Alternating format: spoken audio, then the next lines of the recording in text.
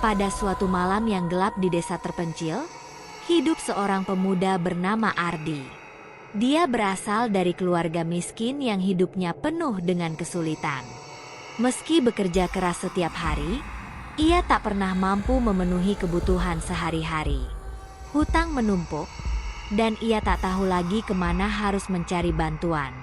Suatu malam, ketika Ardi sedang duduk di sebuah warung kopi usang, ia mendengar bisikan yang datang dari balik bayangan di pojok ruangan.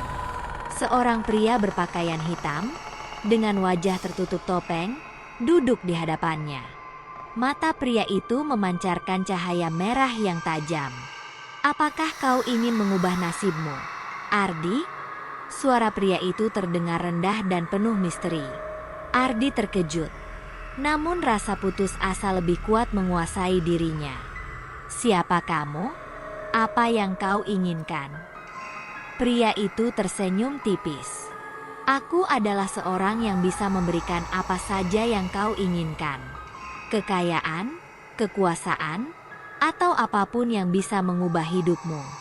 Namun, ada harga yang harus dibayar. Sebuah perjanjian." Ardi menelan ludahnya. "Apa yang harus saya lakukan?" Pria itu mengangkat tangannya, dan dari bayangan di sekitarnya muncul seberkas cahaya biru yang berputar, menandakan bahwa perjanjian itu telah dimulai. "Kau akan menerima apa yang kau inginkan. Tetapi suatu saat nanti, aku akan datang untuk mengambil sesuatu darimu. Jangan tanya apa, karena itu adalah harga yang harus dibayar. Apakah kau setuju?" Tanpa berpikir panjang, Ardi mengangguk. Dalam pikirannya, ia hanya memikirkan masa depan yang penuh dengan kemewahan dan kebebasan dari semua kesulitan. Setelah perjanjian itu, hidup Ardi berubah drastis. Dalam waktu singkat, ia menjadi kaya raya. Rumahnya megah, mobilnya mewah, dan segala yang ia inginkan tercapai. Namun, setiap malam, ia merasakan adanya sesuatu yang mengintai. Ia merasa seperti ada bayangan gelap yang mengikutinya, menunggu waktu yang tepat untuk datang. Tahun berlalu, dan pada suatu malam yang gelap seperti malam pertama mereka bertemu, suara itu kembali terdengar. Kali ini, lebih dekat. Ardi terbangun dari tidurnya, merasa ada yang salah. Di sudut kamarnya, pria berpakaian hitam itu muncul lagi, dengan senyuman penuh kemenangan. "Ini saatnya," kata pria itu dengan suara serak. "Saatnya aku mengambil apa yang menjadi hakku." Ardi terkejut dan panik. "Apa yang kau inginkan? Apa yang harus kuberikan?" Pria itu mendekat, dan wajahnya yang tersembunyi di balik topeng semakin dekat. "Apa yang kutunggu selama ini," jawabnya dengan suara mengerikan, "adalah hidupmu." Sebelum Ardi bisa menghindar, bayangan hitam itu menyerbu tubuhnya. Suara teriakan Ardi memecah keheningan malam, namun tak ada yang bisa menolongnya. Keesokan harinya, orang-orang desa menemukan tubuh Ardi yang terkulai lemah, tak bernyawa. Namun, keanehan terjadi. Meski tubuhnya tak bergerak, matanya masih memancarkan cahaya merah yang menyala-nyala, seperti pria berpakaian hitam itu. Sejak malam itu, desas-desus tentang perjanjian dengan iblis menyebar di seluruh desa. Dan meski tak ada yang berani berbicara langsung, mereka semua tahu satu hal. Ardi bukanlah satu-satunya yang pernah membuat perjanjian dengan iblis. Dalam kegelapan, iblis itu masih menunggu, siap menawarkan janji manis kepada siapa saja yang cukup bodoh untuk menerimanya.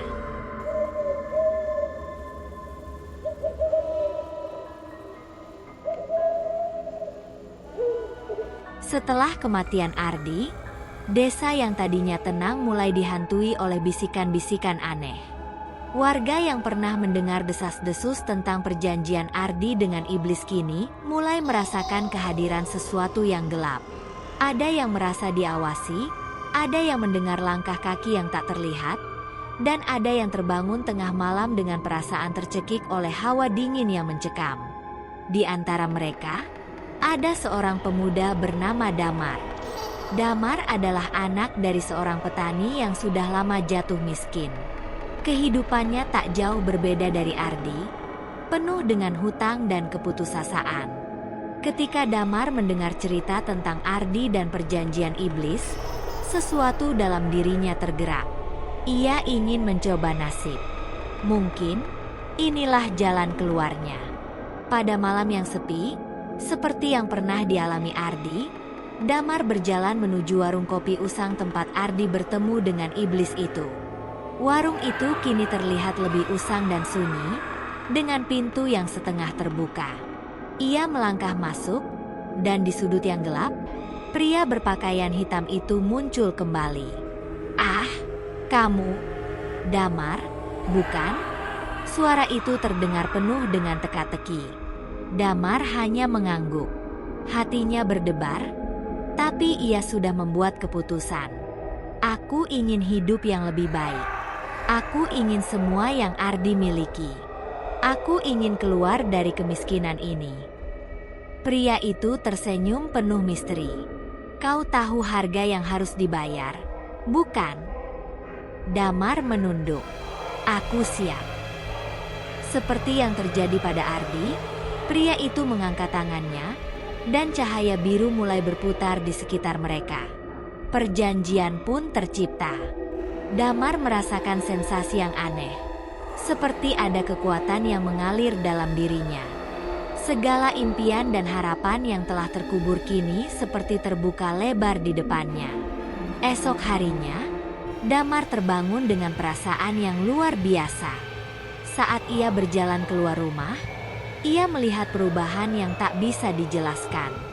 Ladangnya yang tandus mendadak menjadi subur. Rumahnya yang reot tiba-tiba bersih dan tertata rapi. Dalam waktu singkat, Damar menjadi orang terkaya di desa. Ia memiliki tanah luas, bangunan megah, dan segala yang diinginkan. Namun, ada yang mulai terasa janggal. Dalam kesuksesannya, Damar mulai merasakan kehadiran yang mengerikan. Suatu malam, saat ia tidur di kamar yang baru dibangunnya, ia terbangun oleh suara bisikan yang semakin dekat. Hatinya berdegup kencang. Ia mencoba bergerak, tapi tubuhnya terasa kaku. Matanya tertuju pada sudut kamar, di mana bayangan pria berpakaian hitam itu kembali muncul. "Jangan lupa janji kita, Damar." Suara pria itu terdengar mengerikan, seperti berasal dari kedalaman bumi. Damar berteriak dan mencoba untuk melawan, tetapi bayangan itu semakin mendekat. "Apa yang kau inginkan dariku?" teriak Damar, ketakutan. Pria itu tertawa pelan. "Apa yang sudah kutunggu? Hidupmu. Kau telah mendapatkan segala yang kau inginkan. Tapi untuk itu, kau harus membayar dengan apa yang paling berharga bagi hidupmu. Kau takkan bisa menghindar darinya." Damar merasa dirinya terhimpit oleh kegelapan yang menyelimuti. Ketika ia hendak berlari, tubuhnya terjatuh ke lantai, seolah ada kekuatan tak terlihat yang menahan setiap gerakannya. "Ini belum berakhir, Damar. Aku akan datang kembali, dan kali ini tak ada yang akan bisa menyelamatkanmu." Damar merasakan sesuatu yang mengerikan, sebuah sensasi dingin yang membekukan seluruh tubuhnya. Bayangan itu bergerak lebih cepat dari yang bisa dibayangkan, menutupi wajah Damar dengan kegelapan yang abadi.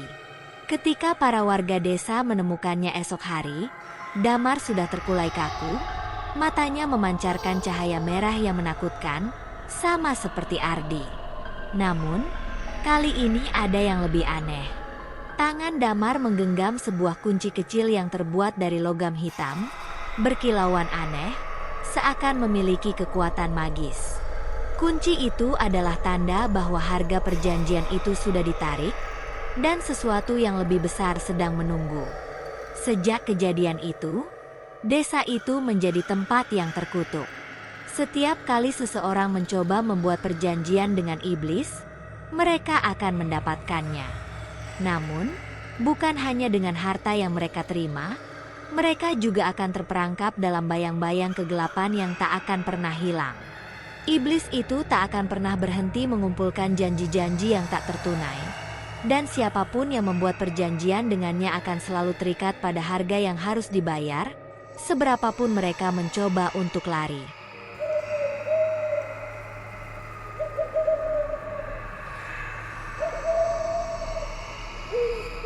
Setelah kematian Damar, desa itu tak lagi sama.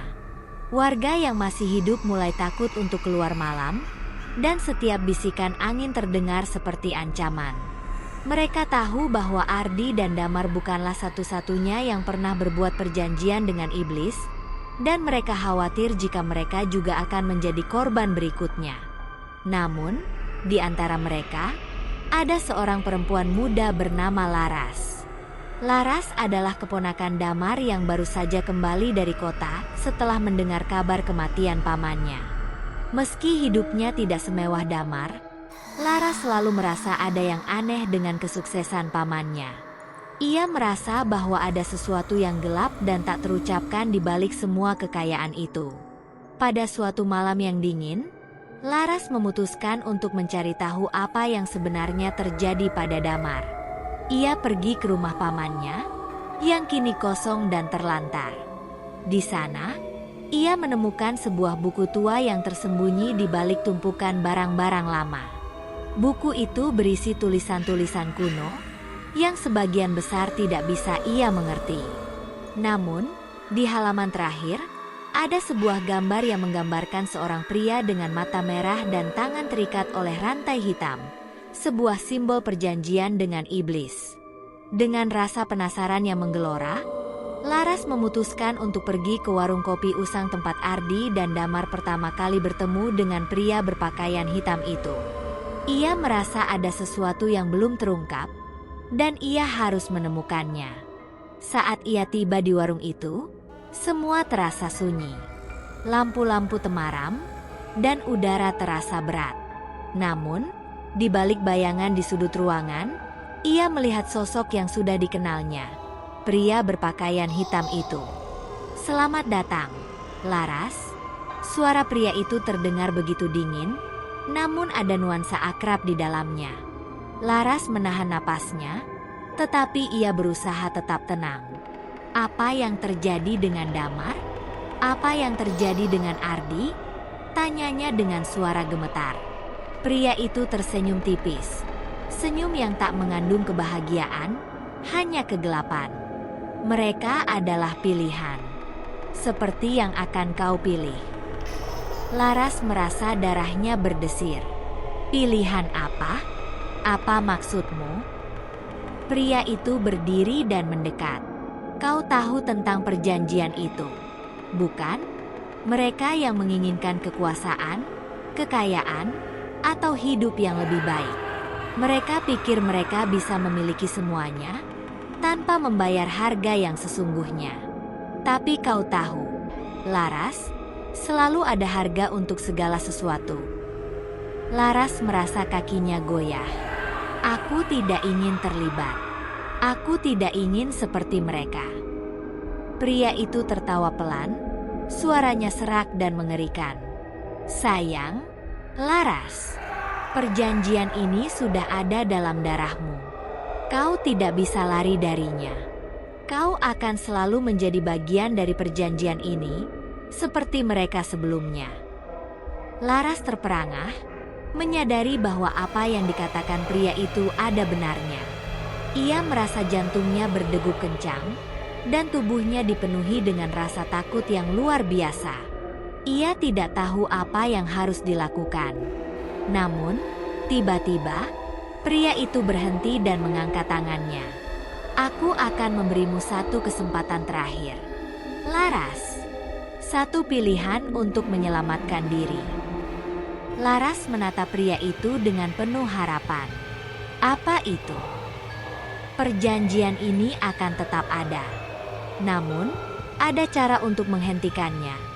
Cara untuk mengakhiri semua ini, kata pria itu dengan nada yang lebih serius. Buka kunci ini. Ia melemparkan sebuah kunci kecil yang sama seperti yang ditemukan Damar sebelumnya.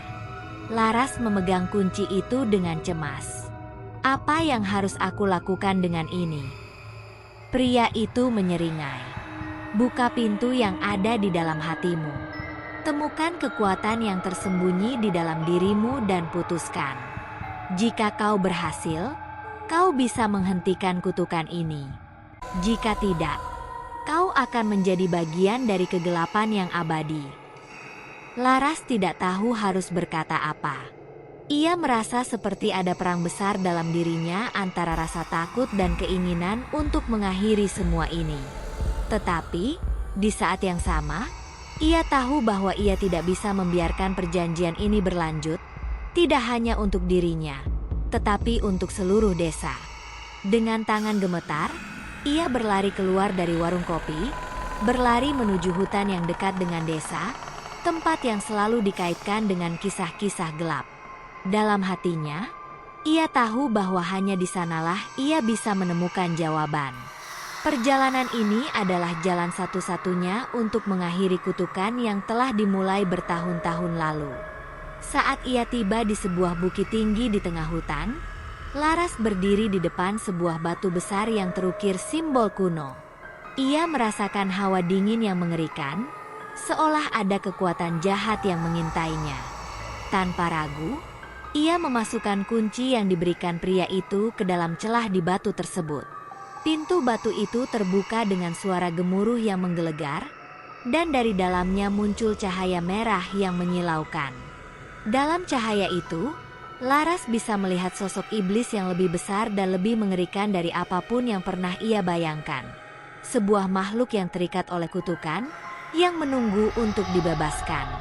Tiba-tiba, Laras merasakan sebuah dorongan kuat dalam hatinya. Sebuah suara yang bukan dari dirinya sendiri, tetapi yang muncul dari dalam jiwa leluhurnya. Kau bukan hanya penerus perjanjian ini, Laras. Kau adalah kekuatan yang akan mengakhiri semua ini. Dengan berani, Laras melangkah maju, melawan ketakutannya. Ia tahu, dengan kekuatan yang baru ia temukan, ia bisa menghancurkan perjanjian ini dan membebaskan jiwa-jiwa yang terperangkap, termasuk Ardi dan Damar. Namun, saat ia melangkah lebih jauh, iblis itu mengeluarkan raungan yang mengerikan. Kau tidak akan bisa menghentikanku, Laras. Ini adalah takdirmu. Ini adalah takdir dunia. Laras menatap iblis itu dengan tekad bulat. Takdir hanya ada di tangan mereka yang berani melawan, dan aku akan melawanmu sampai akhir. Dan dengan itu, ia menutup pintu yang terbuka dan menghancurkan kunci itu. Mengakhiri perjanjian yang telah berlangsung begitu lama, menghapus segala kutukan yang ada. Tamat.